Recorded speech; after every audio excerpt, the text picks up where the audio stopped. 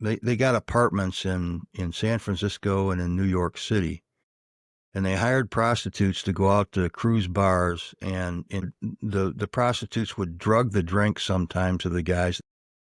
They would entice them back to these apartments, and they would seduce them and try to get information out of them before, during, and after having sex with them. Dan Bongino says, he goes, after investigating this and looking into it, I'll never be the same after learning what I've learned. And his face was really like, whoa, I had no idea, right? So he said on a social media post just last week that the agency is conducting multiple investigations relating to alleged public corruption and weaponization of government. He said the director and I are committed to stamping out public corruption and the political weaponization of both the law enforcement's and intelligence operations.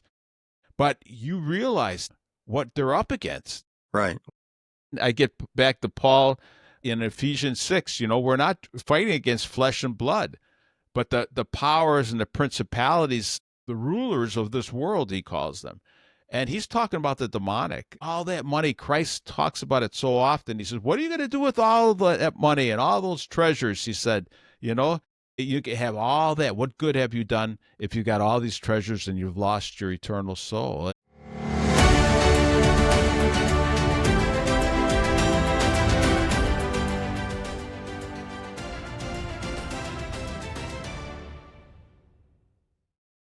Welcome to the Become Who You Are podcast, a production of the John Paul II Renewal Center. I'm Jack Riggert, your host. I'm back with a good friend, crime investigator and crime journalist, Tom Hampson. Tom, you wrote part 2 of your Jeffrey Epstein's articles, The Troubling Case of Jeffrey Epstein. I'm going to just read your opener here, if that's okay. Okay. And, you're familiar with child porn, child sex trafficking, all these issues, and the many other things. And so you have a pretty good idea of what's going on here. And this is not easy, right? It's a big complex situation at the end of the day. So I want to just back up a little bit. You started out, this is part 2. So why did our government turn a blind eye to Jeffrey Epstein's activities for so long? And why are they now trying to claim there's nothing to see? Some argue that it's an effort to protect wealthy and prominent perpetrators. Some of the people who show up on Epstein's Black Book, who flew on Epstein's plane that was nicknamed the Lolita Express, or visited Jeffrey Epstein's island, which is dubbed Orgy Island. While it's recognized that not everyone who shows up on these lists is guilty of sexually exploiting children, there's a sense that within these lists is a subset of people who are guilty of many crimes against children, and our government is letting them go, or let them go scot-free, because of their supposedly importance and influence. But who's being protected and who's protecting them?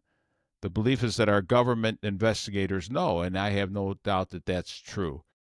The reason, though, at the end of the day, you say, is quite simply our government will claim it's not in the national security interest, and that's why this isn't coming out. You go into so many things here, but I just want to outline a couple of things. Jeffrey Epstein, you make the point, was a brilliant guy, huh? But he's a man with no moral compass. Amen to that. Yeah, one of the arms dealers actually characterized him that way. It was Douglas Leese, who was an arms dealer out of the UK that he worked with. And he recommended Epstein to a guy named Stephen Hoffenberg, who started Towers Financial. And when he recommended him, he told Stephen, he says, the guy is a genius and he has no moral compass. So basically, he was endorsing both the genius part and the no moral compass. That in this group of people that operate, there's many of them who really don't care about right and wrong, and that's the problem. Yeah, and one of his biggest clients, and the ones you were just bringing up, these arms traders, for one. And Jeffrey Epstein goes in and helps them hide or facilitate their business transactions. Right. And then it sets up sophisticated shelters to help them avoid paying taxes. And one example is Leon Black. I think he's passed away now, right? No, he's still alive. Is he still around? Yeah. Apollo Global Management. Yeah, Well, he's not with Epstein, it anymore. He was replaced at Apollo after the Epstein deals. Epstein saved them $500 million over 6 years. And for that, Epstein made $170 million. So we're talking about some big money here, Tom, and that's just one of his clients. So when you're starting to talk about these things and arms dealers, etc., these are big, big dollars going around. Well, yeah, and one of the big problems that we've got is that there's so much secrecy in everything. If anybody who's ever looked into these networks of financial transactions and networks of corporate interests, you'll see what they call these shell corporations that exist offshore. They don't really exist for anything. They live in a desk drawer, and they live in areas where they're mostly tax havens. But basically, they're there to hide who owns what and where money is going and what it's being used for.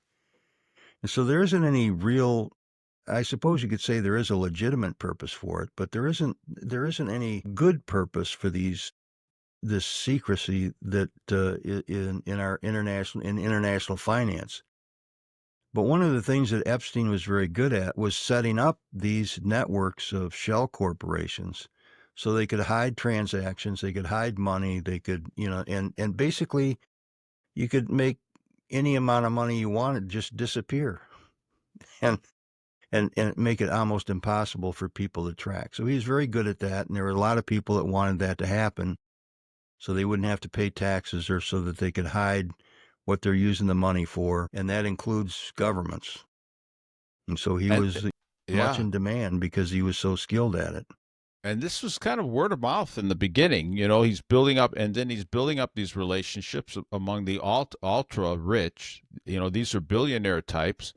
And at least initially, he was not using underage girls. These Right. were relationships they built up. These were, you know, I was going to say legitimate businesses. Well, Yeah, no, that's it's not that they're legitimate businesses, but he was setting up things that these people needed, and to avoid taxes, to actually, arms dealers, and this gets us into the government, doesn't it? I mean, these arms dealers from Iran Contra, and then up, since then, the intelligence agencies are working at some levels and sometimes with these arms dealers to supply the governments that we back around the world.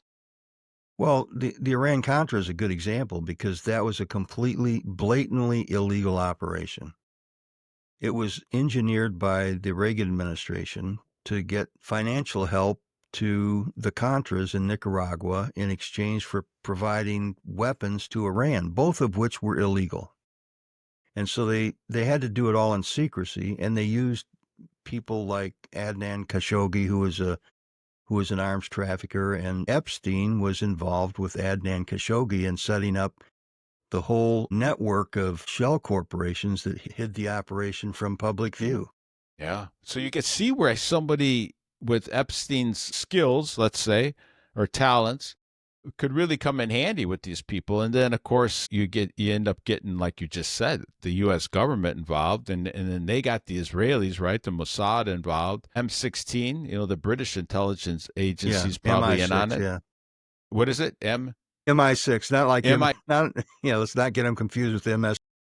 Yeah, MI6, and then you have the Saudi Arabian intelligence agencies in there too later on. So he gets to know all of these people at least at some level. Later on, though, Tom, he gets introduced to Ghislaine Maxwell, right? And it seems like his relationships, and he's attending all these parties, building up relationships, kind of one, two at a time, right? But it seems like when she came in, she puts him on a different path. She starts hosting these big parties, selecting the guests, and then it seems like we're going to set up a way to compromise some of these guests. Do I have that right? Right. It isn't just a compromising thing. It's creating an atmosphere that makes them more comfortable, more more prone to doing bad things.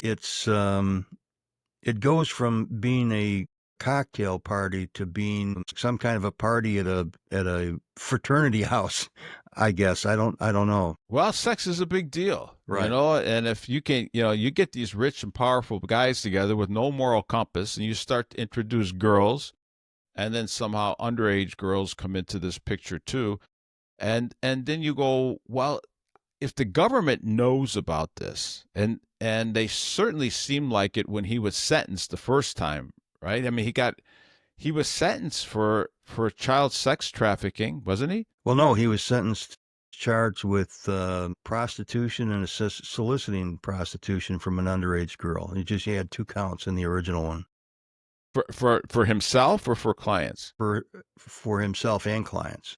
Okay. And so he got a very light sentence there, and they knew something was going on, right? Where basically he only had to stay overnight 1 day a week.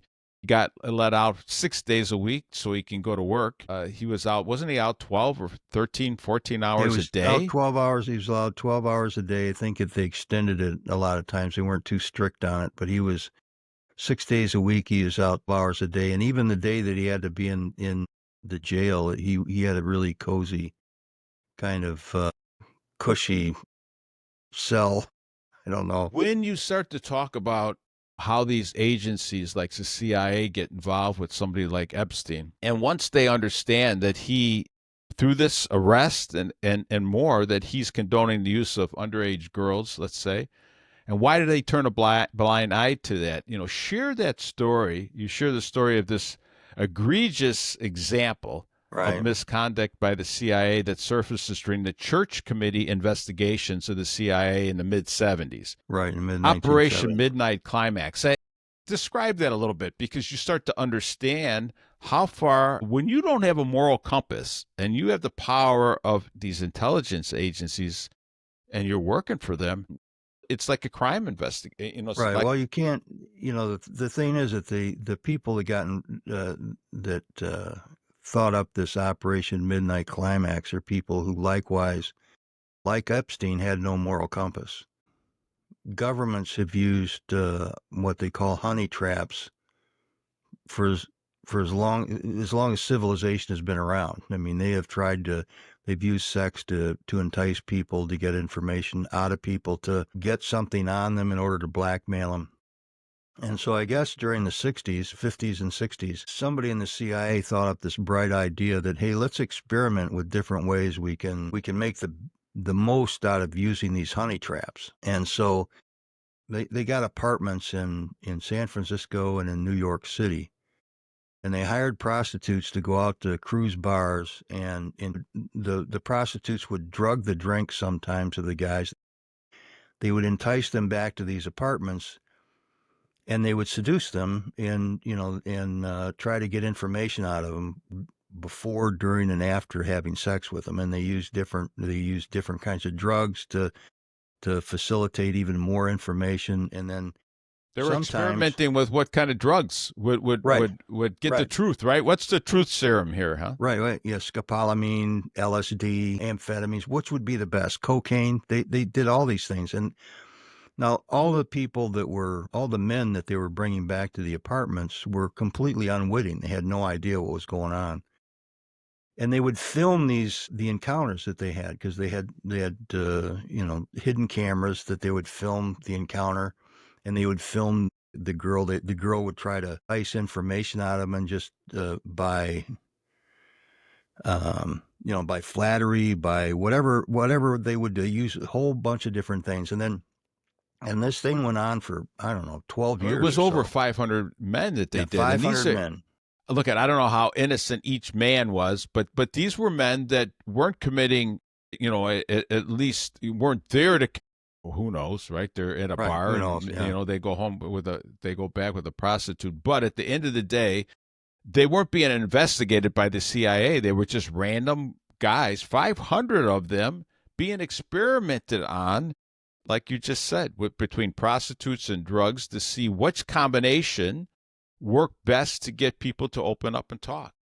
Well, they would get these guys to, they might be married, they might not be married, whatever. They would get them to, they would entice them. And I have to say that, You get somebody drunk, and it is taking advantage of people who are vulnerable, even though, I mean, they're guys, Yeah, you but have when you to inject wonder. drugs without Right, them knowing, I mean, this is right, overstepping the grounds, right? I mean, even if I had willpower, you put me on some kind of weird drug, and that I'm not used to even, and I don't know what's happening to me. I mean, look at these date drugs, right? These gang right, or these rape drugs that these guys in colleges put in their girls' drinks, so we know it works.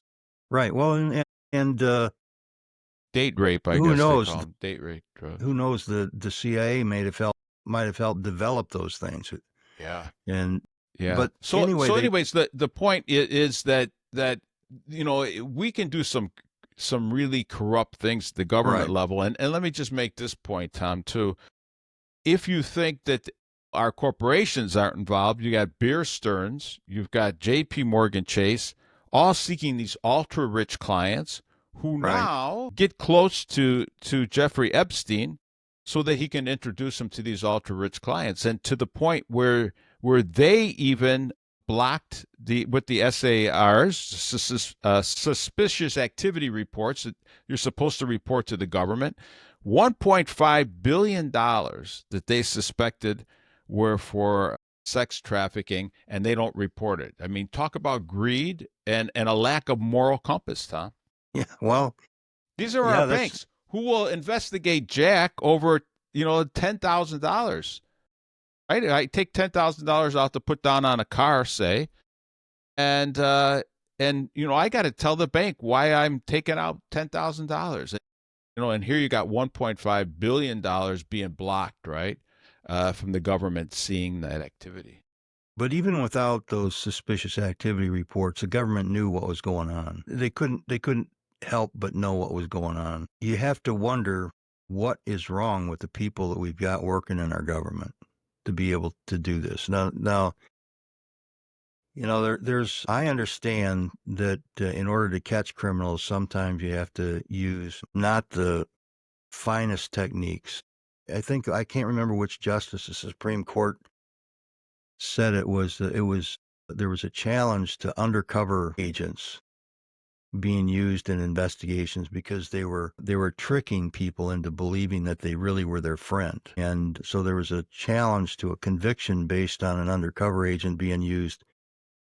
I don't remember exactly I mean, you the went language. undercover. I Right. mean, Yeah, we right. know this happens, and you can't act like their enemy. You have to act Right. like their friend. But the Supreme Court justice said that it's okay for federal agents and state agents, law enforcement people to be duplicitous in their behavior, and duplicity is not a nice thing. It's really not it's not virtuous to be duplicitous. And so you start using non-virtuous means in order to catch the bad guys. And so then that is a slippery slope, really. That's really the slippery slope, that you start using unvirtuous means to accomplish an ends, and then you wind up becoming, setting up an operation like Operation Climax.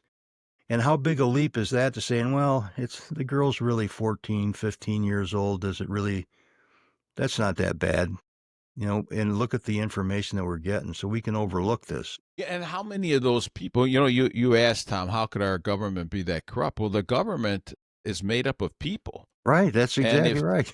and you know what? And there's more and more and more people that don't have any moral compass either. Or if they do, it doesn't take them long, right? The greed comes in. Look, if I'm undercover, and even if I'm not undercover, but I'm privy to all of this money. I mean, when you do drug busts, when you bring people down, and there's stacks of money there, and you got guys that aren't morally upright, or other people in your squad, in your group that you're working with, they put pressure on you. Say, Jack, you know, if you're not going to take, right? If you're not going to take anything here, we all take Right. something, man. Look, we're just taking a little bit, right? We don't get paid. I know guys like that, that, Sure. or they're undercover, Tom, and they said, well, how can I not snort a line of cocaine? The guy's looking right at me, and it doesn't take much to start to fall for that kind of stuff.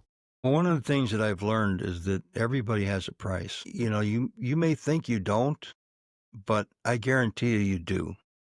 And it just depends on what that price is.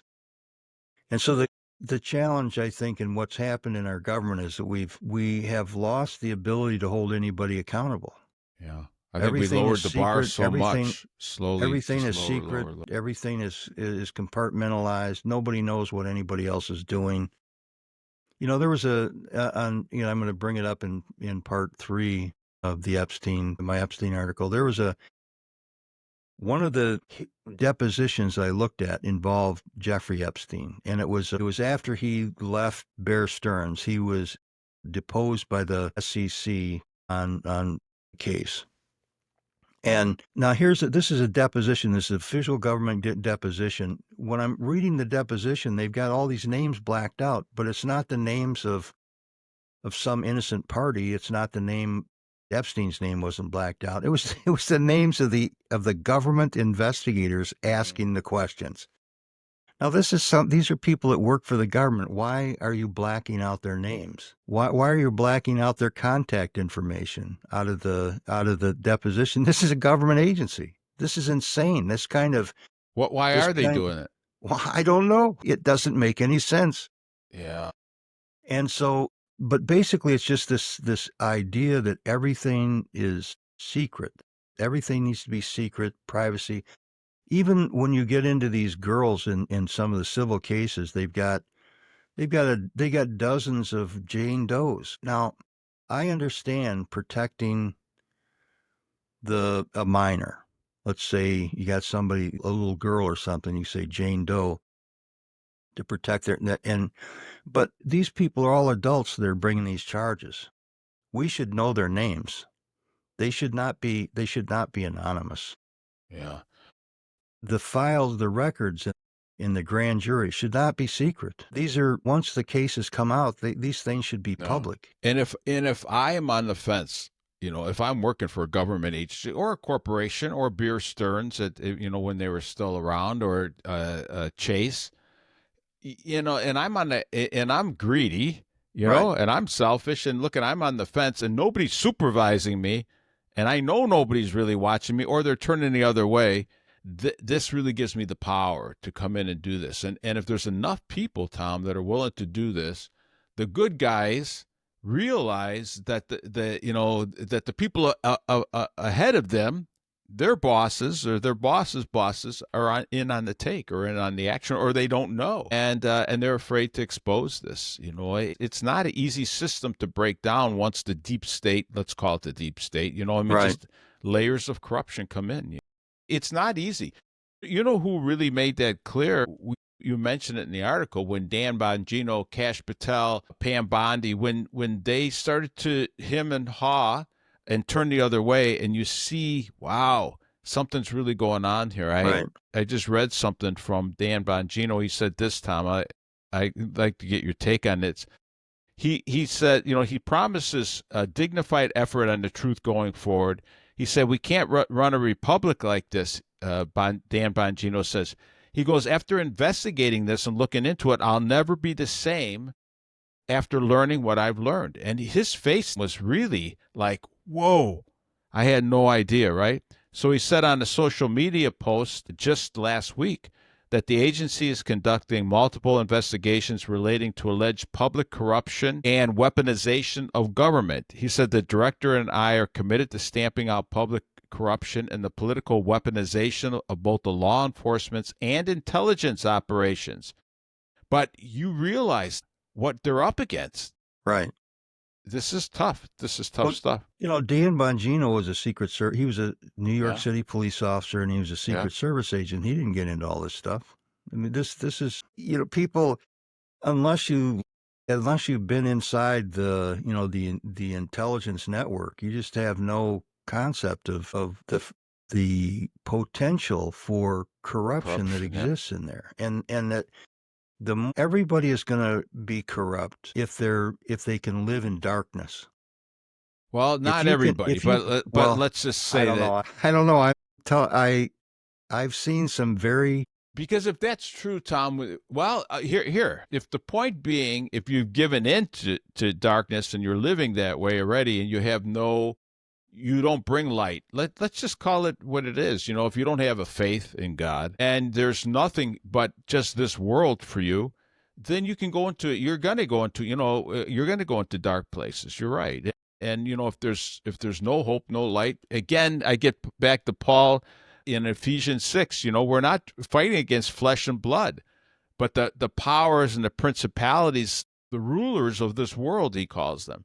And he's talking about the demonic, Tom. So from that standpoint, if you don't have a power of good, if you don't have the power of a light within you, then yeah, I think the default position for human beings is sin and death. Let's face it. This is biblical. Well, If you one don't of find a savior, sin and death, you're looking at a 6-foot hole, Tom. And people say, hey, let's take what we can.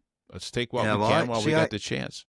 but the other thing, yeah, it's true that that if you have your Savior and if you focus on being faithful, that maybe you might be able to overcome it. But really, Christians were built to be in community.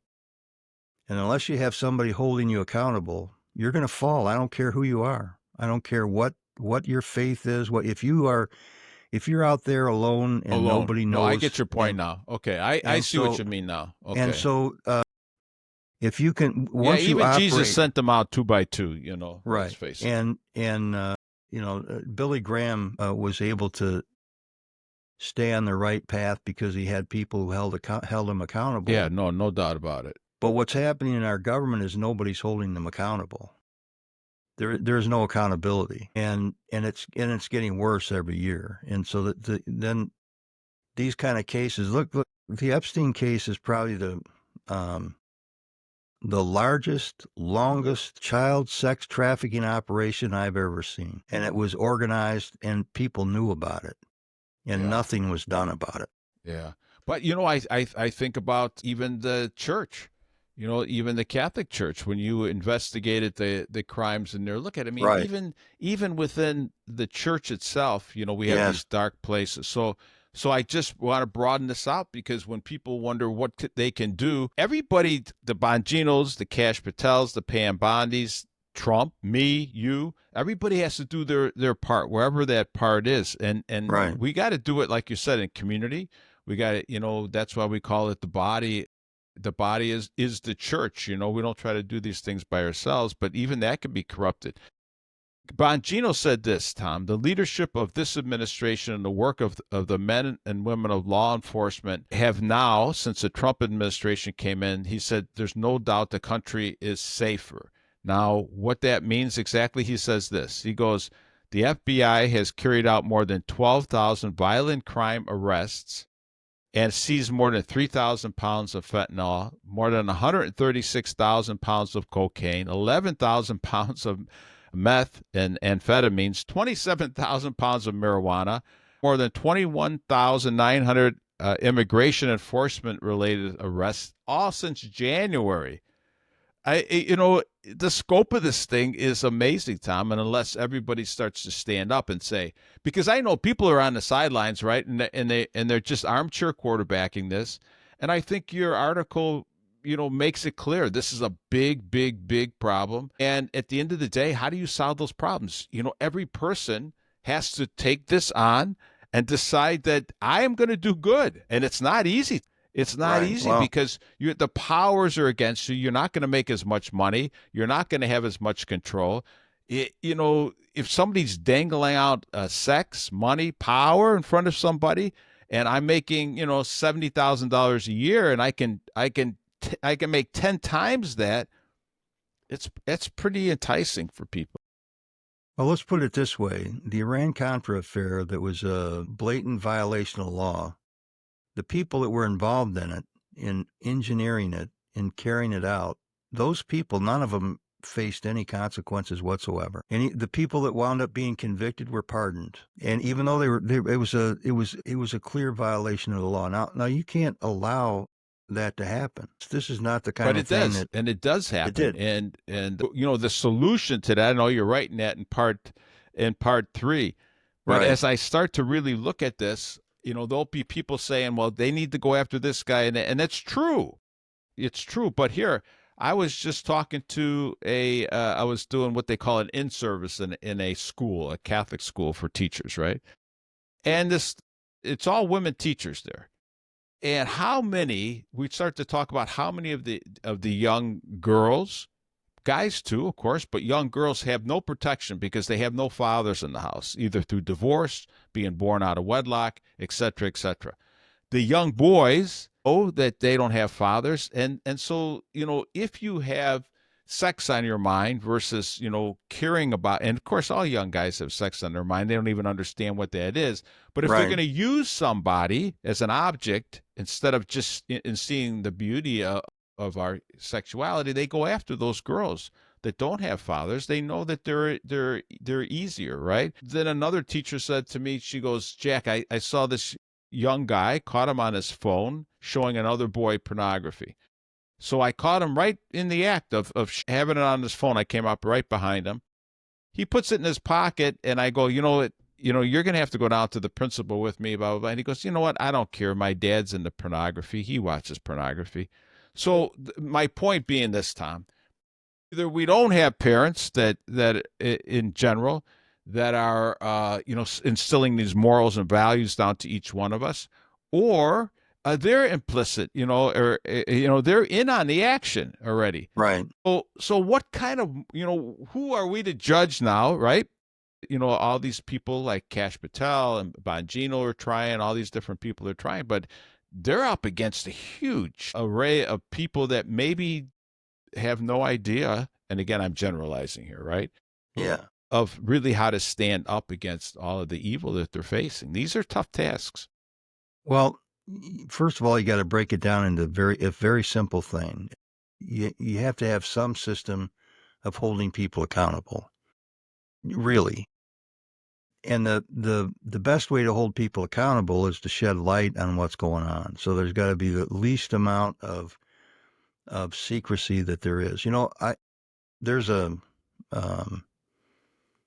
a murder of a Catholic, what's his name, Frank Pellegrini, that happened in, I think it was 1984, that I've been investigating. I can't remember the exact date of his murder, but he was kind of a key figure in some of the sex issues in the Catholic Church back in the 80s, and several different agencies have done or investigated the murder. But when we try to get information about those cases, since the case is not solved, since the crime isn't solved, the police say, well, it's an open case, so we can't give you any information. Mm-hmm. Mm-hmm.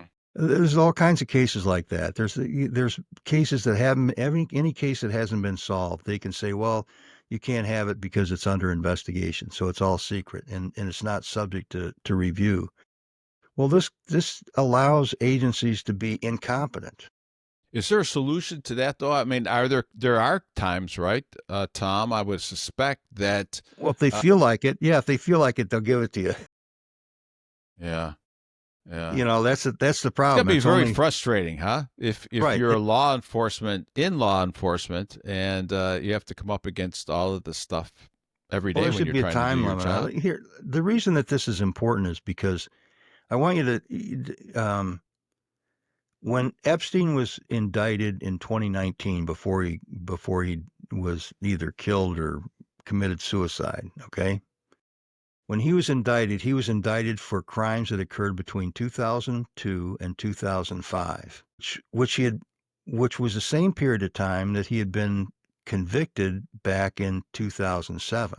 When he was convicted in 2007, there was a non-prosecution agreement that he signed and that all these other people signed, saying that nothing that happened before this time can you be charged. Nobody that you've been involved with and nothing that you've done that happened before this time you can be charged with anything again.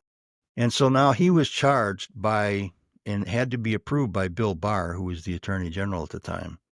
He was charged with these crimes that occurred between 2002 and 2005, which was the exact period. They were different crimes than what he was charged with in 2007, but it was the exact period of time that the non-prosecution agreement covered. Well, the Southern District in New York said, well, that was a different district, so it doesn't apply to us. Mm. I contend that he could have fought that case and won, because he had a non-prosecution agreement because it was with the U.S. government. Now, meanwhile, we know that there's all these other massive crimes that have occurred since 2007 that they should have been aware of, and they didn't even bring any charges against him. So they charge him for all these earlier crimes, and Bill Barr had to be approving of it. I contend that this was intentional, that this was intentionally, they were intentionally throwing the case. They were trying to make it look like they were doing something, and they said, oh, look at this. Technicality gets off on it. So, I mean, what's behind, again, I don't want to get in the weeds here too much Right. more, but I mean, all of these issues that we're talking about, does it just become too many people in the government will be exposed? Is that what they're covering up? Look, we know, again, we talked about it already. This is a big network of corruption. But when they do that, are there specific, when you say, okay, we've got intelligence secrets, we can't expose this stuff. Why can't we shed light on it now, Tom? Looking back, this is going back 20 years now. Well, because we have an illusion of transparency. We have an illusion of being in a country that respects the will of the people. And I think we have people in government that don't want to be held accountable to the people or to be held accountable for anything, that they want to do what they want to do without any oversight. Yeah. So I think that's really what they're protecting, is their own power. Yeah. Well, that's the theory of the deep state, right? We're Right. going to stay in power. We saw this with Trump. They're investigating the Russian collusion. You can't make this stuff up. I mean, this is going right into everybody from the president, from Obama, the Clintons, et cetera. And it's amazing, when they're in power, what they'll do. So when we start to think about, the rich versus the poor, there's a double tier justice system there, but it goes after the rich too, if you don't kowtow to what you just said, right? That's right. I don't really know I don't have all the answers with this Epstein case, but it really is a case study that should be examined very thoroughly, because this is Epstein was a fascinating guy. I mean, he was apparently he was very likable because he had a lot of friends, and he was very sociable. He got along with a lot of people.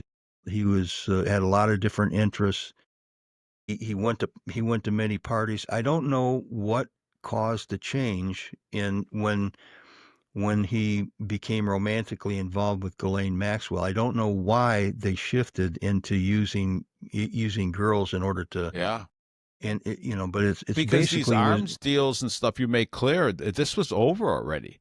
Right. This kind of stuff was over already. So it's almost like part two of his life, when he gets involved in it.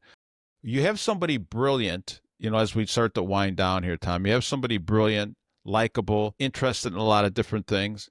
And instead of doing good, right, I'm going to use that just for my own greed, however that works. And you're going to be caught down, Tom. We get caught into these things. We know each person I know has been gone down some hole that they shouldn't have gone down in their life, right? Some sin, and we know from experience. I was just talking to somebody about the famous exorcist, Father Gabriel Amorth from Rome. He's passed away now, but it was an amazing man.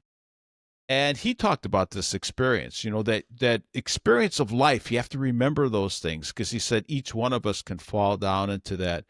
And like John Paul said, what can I do? I'm going to get frustrated. No, don't get frustrated. You just have to know that these battles are taking place on the individual human heart. And my point with somebody like Jeffrey Epstein, he could have did so good, so much good with his life, Tom, and still been a multi-millionaire, still been very rich and done good things. And it's so sad when you see this. And now he's gone.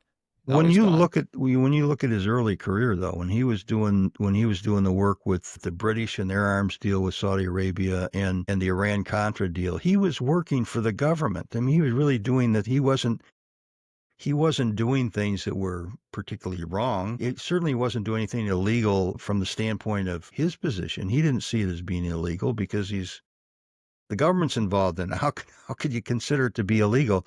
and he was making a lot of money. He worked with a lot of different people. And then when he went with Towers Financial and got involved in that whole deal, that's when he started really getting into questionable areas, because more money, you want more money. More money you got, you get more money you want.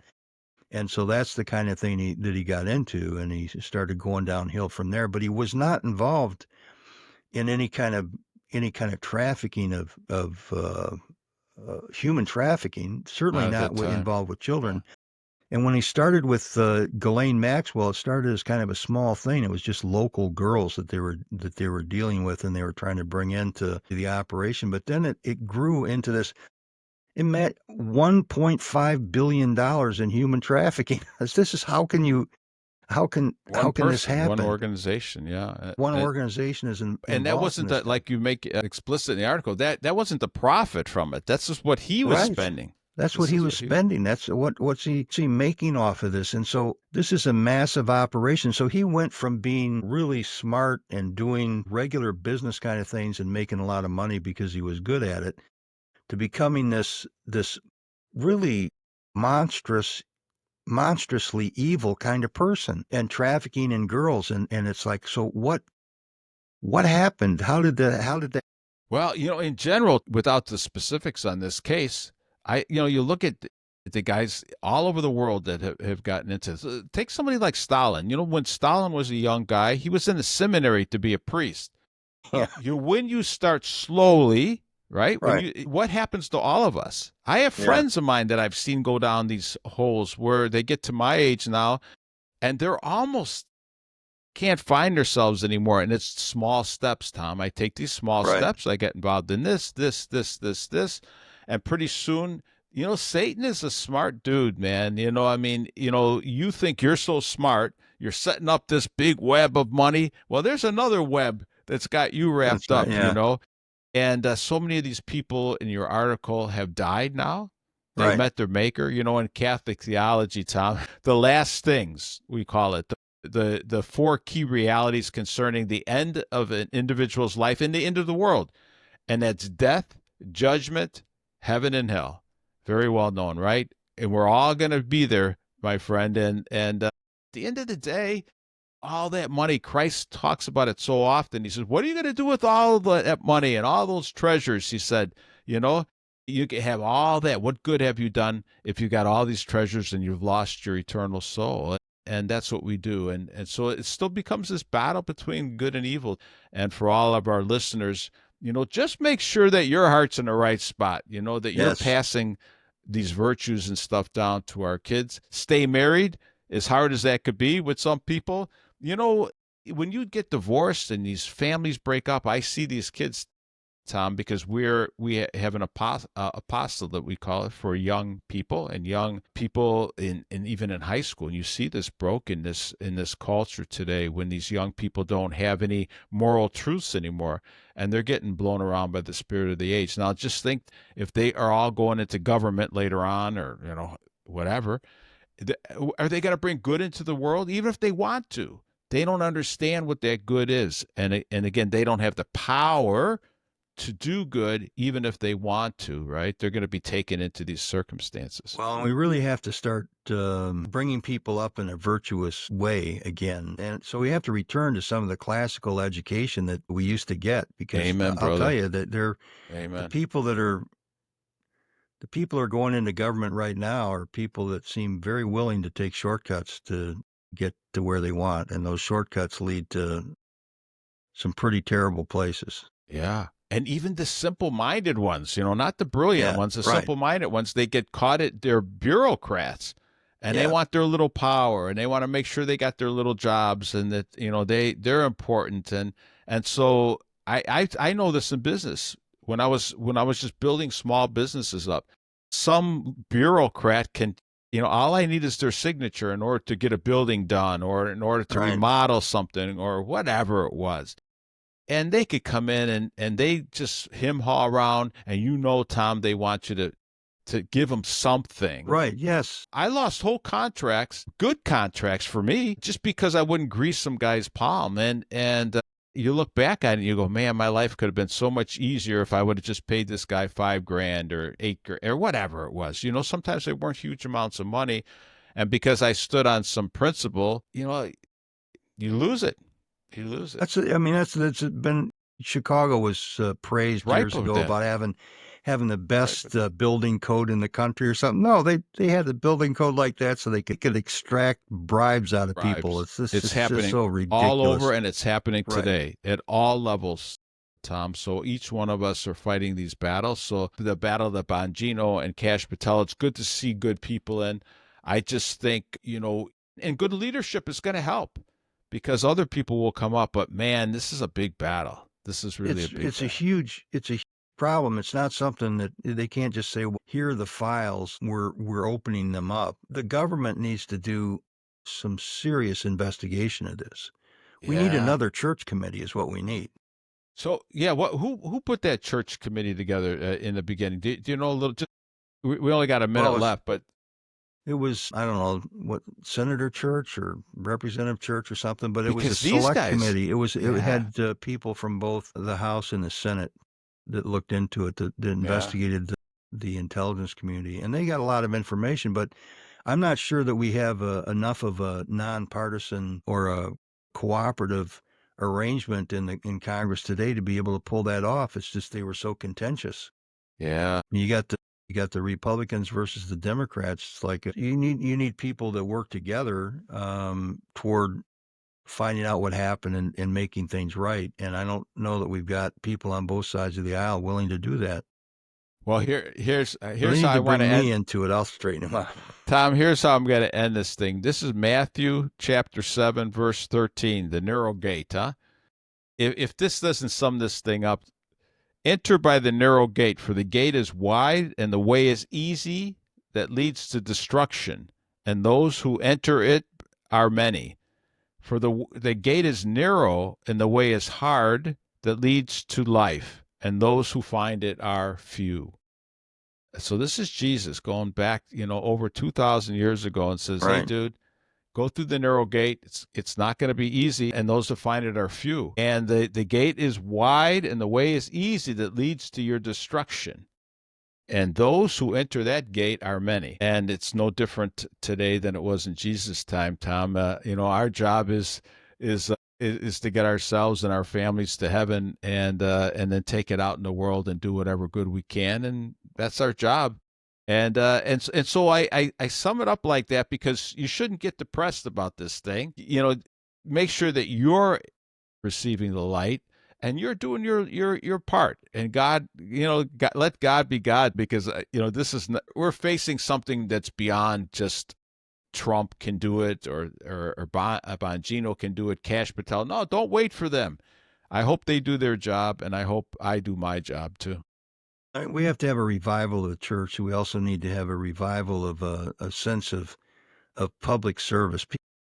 Yes, yes. People need to look at the working for government as a service, and that they need to walk in there and go into that position trying to do the best they can as a patriotic endeavor rather than just making money.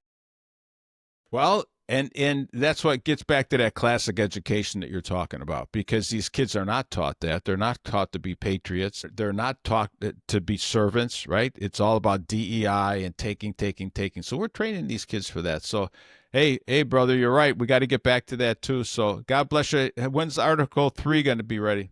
I don't know. It'll be within 2 weeks. I don't think it'll be as long. There's a lot of. A lot going on there. Hey, Tom, thank you so much, huh? Thanks, everyone. Thanks for joining us today. We'll talk to you again soon. Bye-bye.